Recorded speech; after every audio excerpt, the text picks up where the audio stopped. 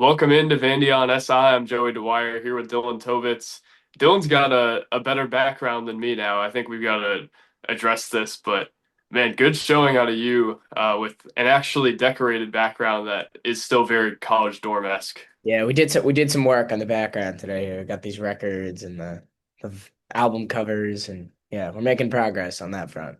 So See, one more step towards our professionalism as an outlet going up. We've always talked about being the gritty outlet, but now we're polishing off the edges. And Dylan, we've got a big game to discuss this week, one of Vanderbilt's bigger games. In recent memory, if you ask me, they go to Lane Stadium to Virginia Tech as slight underdogs last I checked. And Dylan, I think a game where we've talked about it, it's a game where they're going to figure out really kind of what they have. I wrote that earlier this week. It's a litmus test as obviously the best team they've played. They're going to go into a tough environment to do it. And again, I think we're going to figure out what Vanderbilt football really has this year based off of this game. And it doesn't determine whether they go to the playoff or not. But man, if they go out and win significantly, I think there's a lot of reason to be excited about what they have. yeah, it's a massive game, and then South Carolina that follows it. It's two really massive games before they come back home. And I said it, I think, last week, but this really is a very early turning point in the season. I think the way that this game goes, and I don't even necessarily mean in terms of win versus loss, but this is their first real test, and it's like about as even of a matchup as you could say. Obviously, I think the spread right now is set at 1.5, and like it's probably going to shift a little more. It's already shifted a bit towards Vanderbilt, but this is about as even of a matchup as you can get. And I think how Vanderbilt plays, whether, Virginia Tech's going to be coming in hot, that it's a revenge game for them from last season. They've already talked about it. They also lost their opener last week versus South Carolina, so it's a must-win game for them. And I think how Vanderbilt goes out there from the very start is going to tell us a lot about where they're going this season, and it could really go either way. I think last week gave fans a lot of confidence, and it should. But at the same time, as we talked about last week, like there's not actually that much you could take from that game in terms of how the rest of the season's going to go.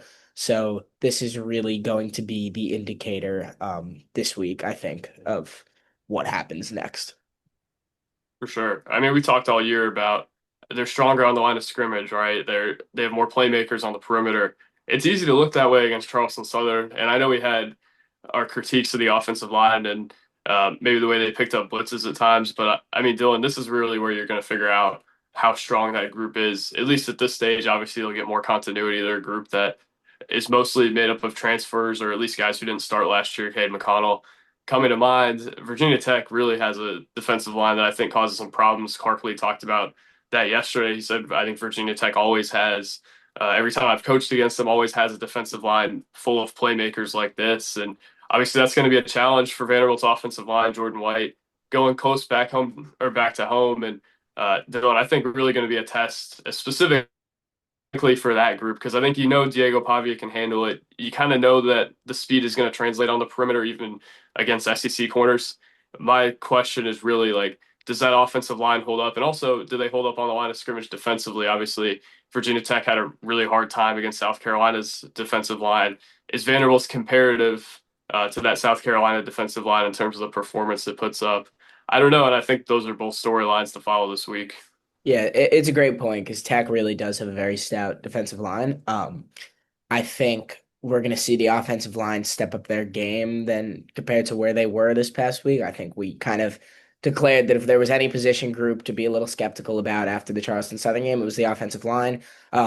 I do think that they're going to clean some things up. I also think if you think about, what worked last year against Virginia Tech, I think they're going to limit the amount of like straight dropbacks, play action passes, like leaving Pavia in the pocket for a while because A, that's not necessarily where he thrives, but B, you're setting yourselves up then for negative plays and, potential turnovers. And um, it's not necessarily like they're never going to drop him back to pass, but I think Clarkley understands that where they're going to have success this game is on the ground a lot, putting the ball in Diego's hands, using that option game. I noticed even against South Carolina, like I think Tech was very strong up front. I think outside the hash marks, they were a little bit slower against South Carolina. I mean, you saw it on the first drive. If you watched that game, I think South Carolina ran a couple bootlegs, like got the ball outside, and I think they got it out quick. And I think that's going to be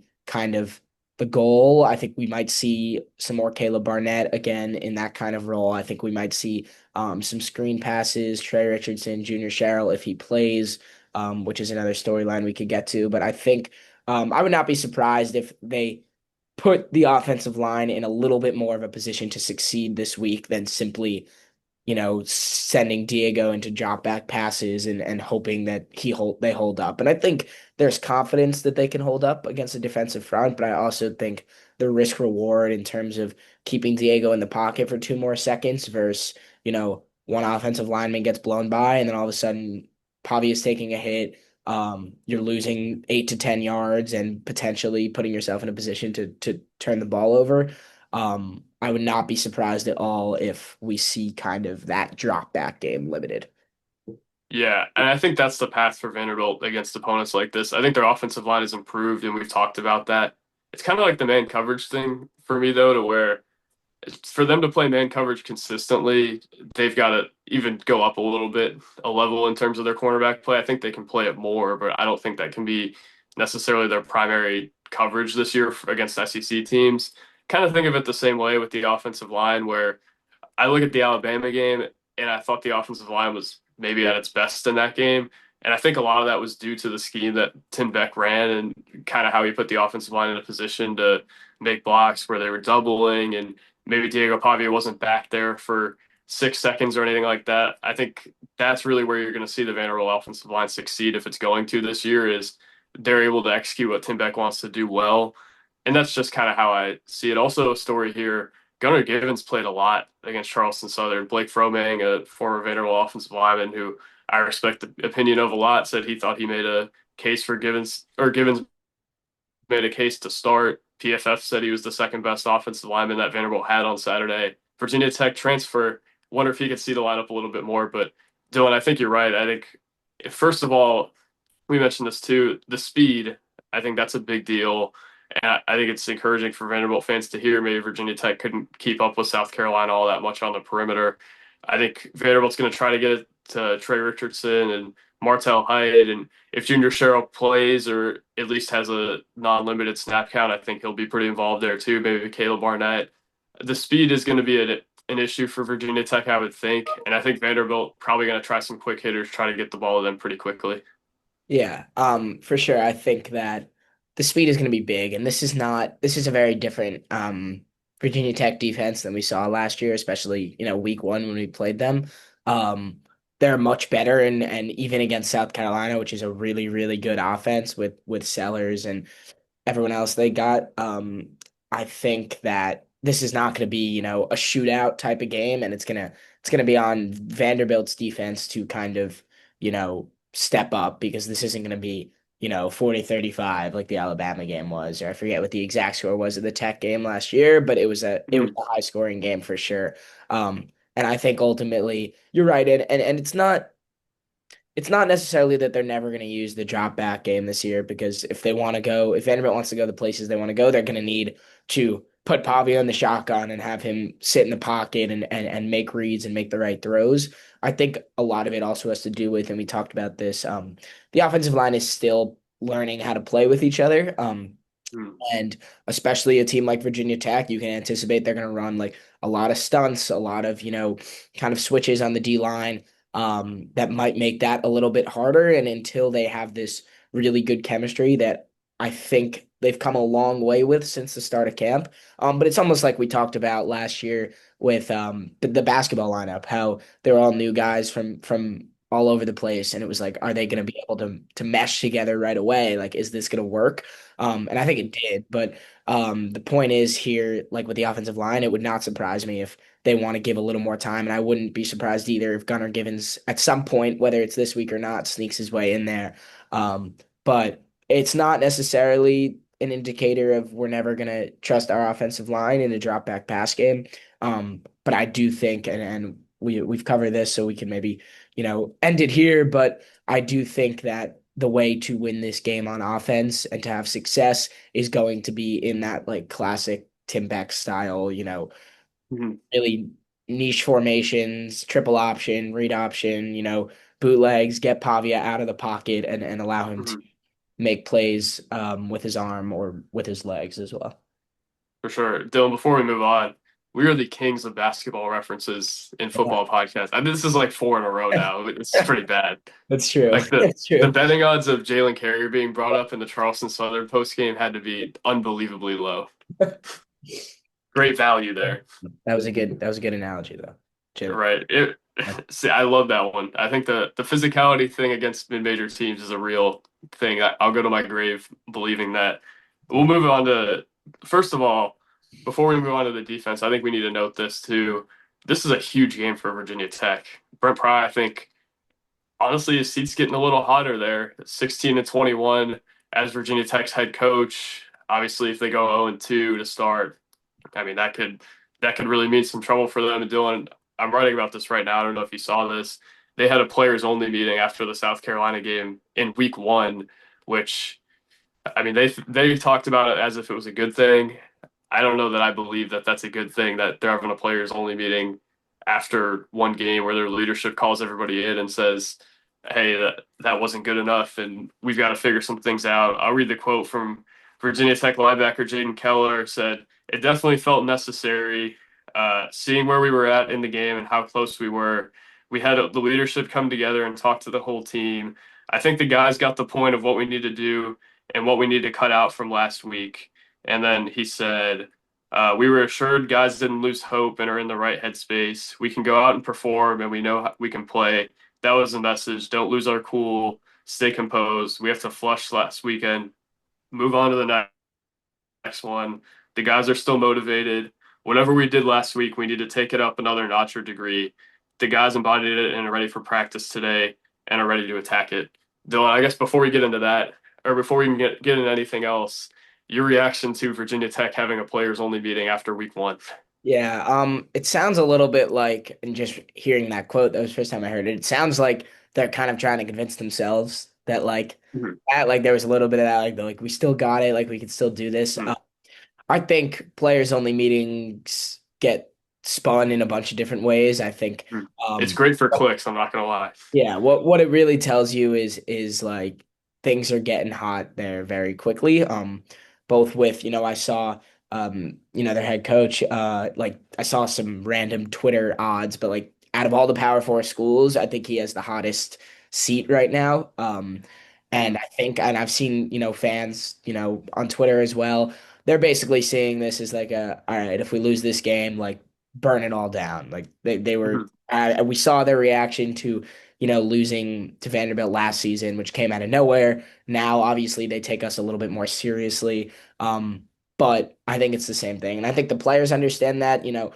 Virginia Tech's a program like last year. A lot of people talked about them going into the season as a dark horse playoff team. And I think that will always be the expectation there in Hokieville. And I think that if they lose this game, and start the season 0-2 without even having, played an ACC game, they're in a really bad spot and they understand that. And I wouldn't be surprised if it's the end for their coach, but also it tells you a lot about how much they need to win this game. And they are a really good football team and a team in a basically, we have nothing to lose, like or everything to lose, really, but Mhm. like we need to win this game at all costs. Like it's a little bit of a dangerous thing for Vanderbilt if they don't come out with that same 100% level of intensity, level of energy.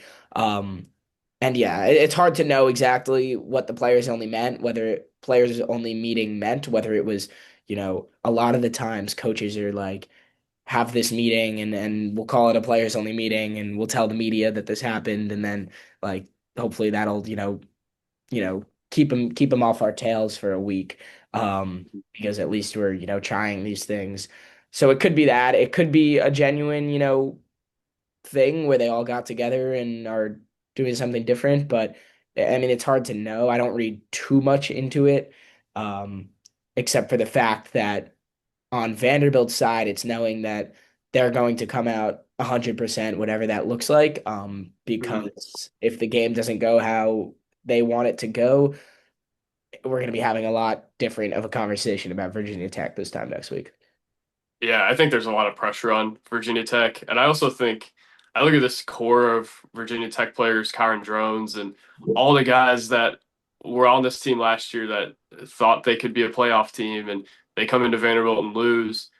Honestly, Dylan, they're on the verge of being an underachieving core. And I think that's a hard reality for a group of college players to come to terms with. You remember when AJ Hogarth got to Vanderbilt, here's another basketball reference. Like that Michigan State core had really underachieved over the years, and you saw kind of how that wore on AJ Hogarth in terms of the way he talked and in terms of the way the Michigan State fan base, I guess, respected him or kind of referred to him.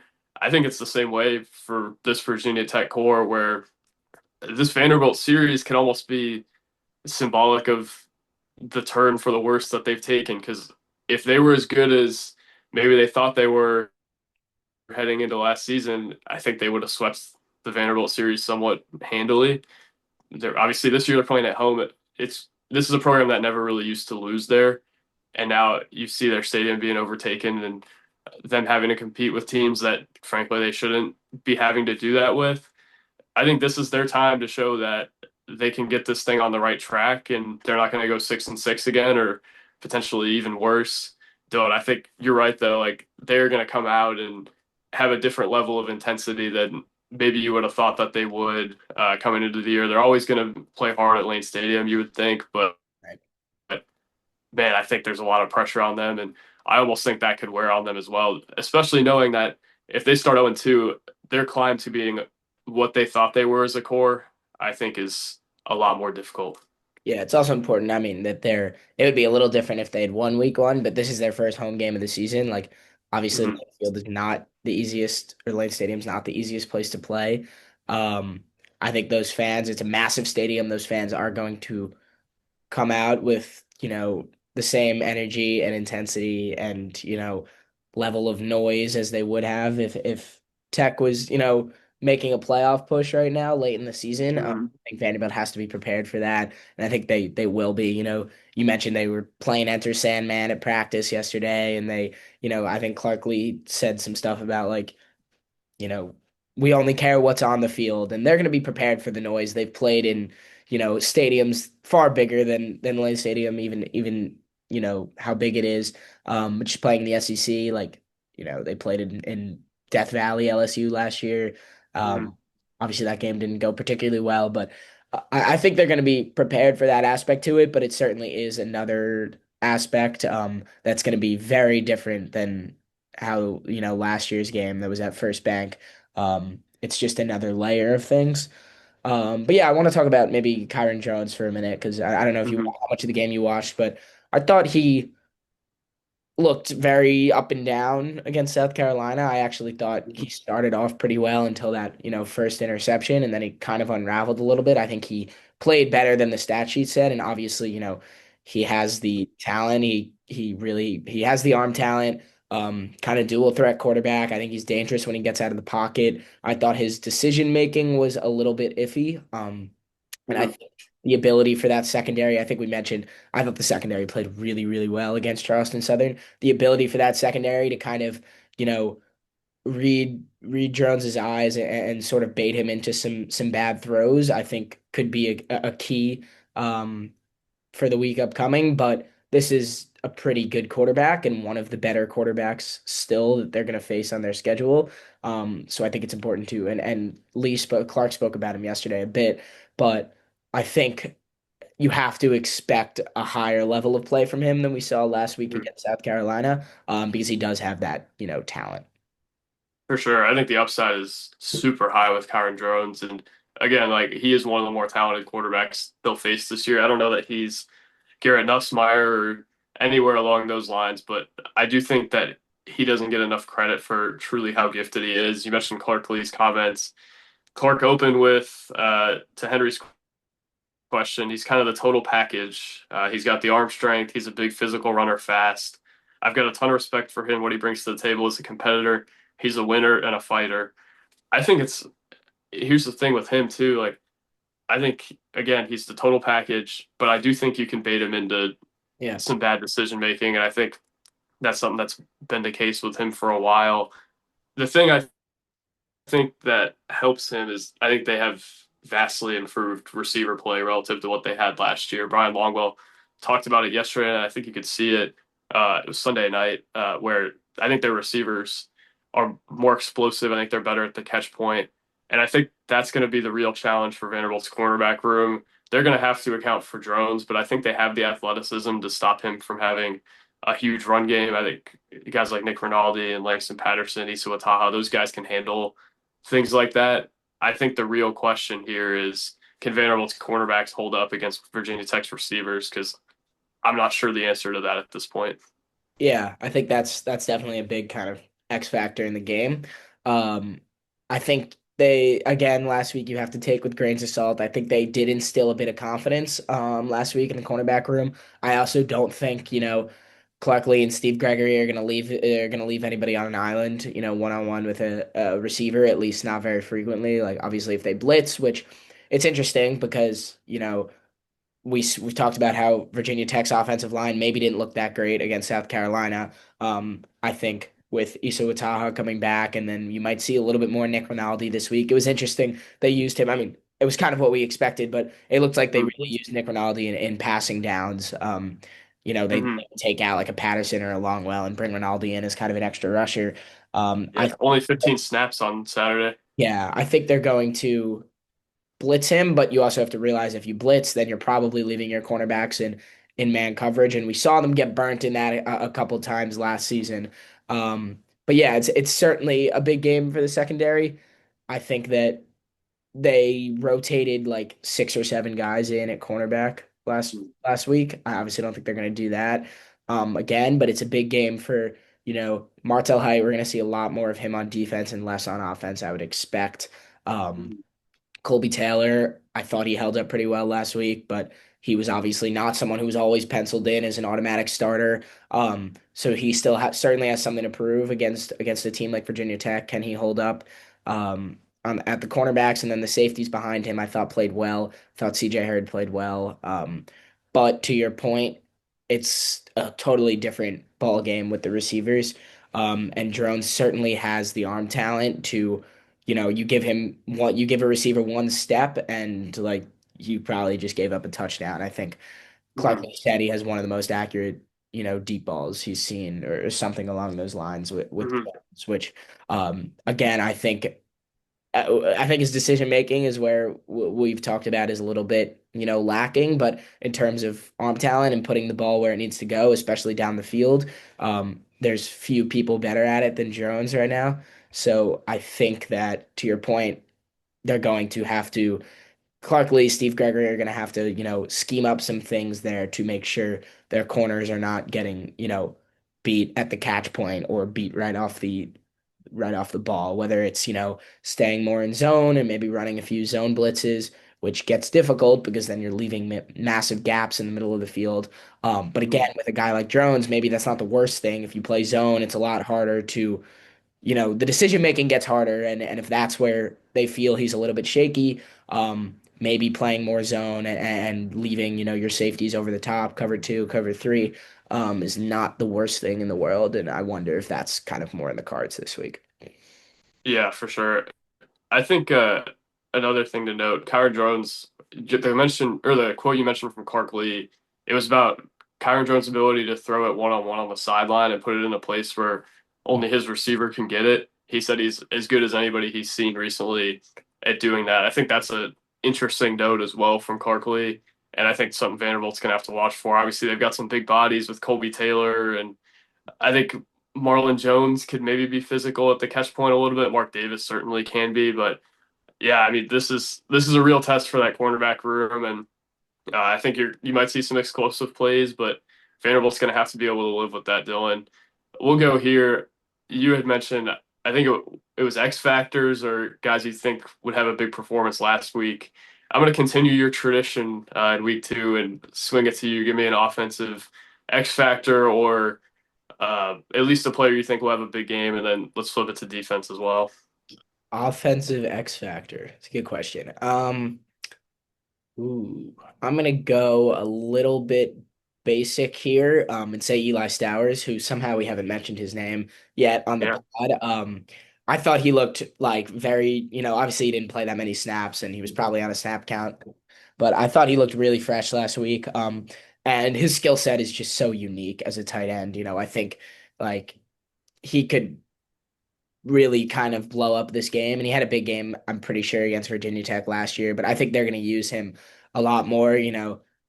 I think Diego was spreading the ball a lot last week. He was finding Richardson, finding, Barnett and a couple guys. But I think when it comes down to it, if this game is close late, I think he's going to rely on Stowers. And frankly, I don't think that safeties can't really guard Stowers. Linebackers certainly can't guard Stowers. Cornerbacks, they're not really putting on Stowers, and I think Stowers is too big for a cornerback anyways. So I really just think he's the matchup that they want to rely on in this game.